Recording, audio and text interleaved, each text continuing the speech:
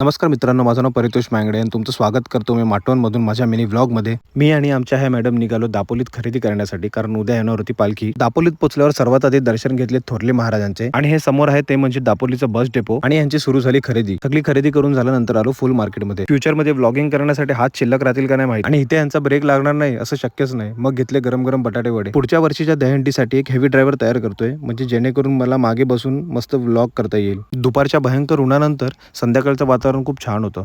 मग इथेच बसून व्हिडिओ एडिट केली. वाडीतली अर्धी घरं झाल्यानंतर पालखी वाडीच्या मध्यभागी म्हणजे चव्हाट्यावर नाचवली जाते.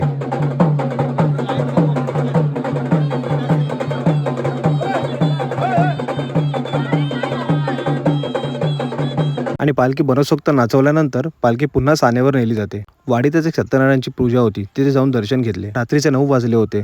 संध्याकाळी 6 वाजता अपलोड केलेला व्लॉग सुद्धा 9 वाजेपर्यंत अपलोड झाला नव्हता. शेवटी या स्वप्नील दादाने आपल्या दुकानातला वायफाय दिला आणि अखेरीस व्लॉग अपलोड झाला.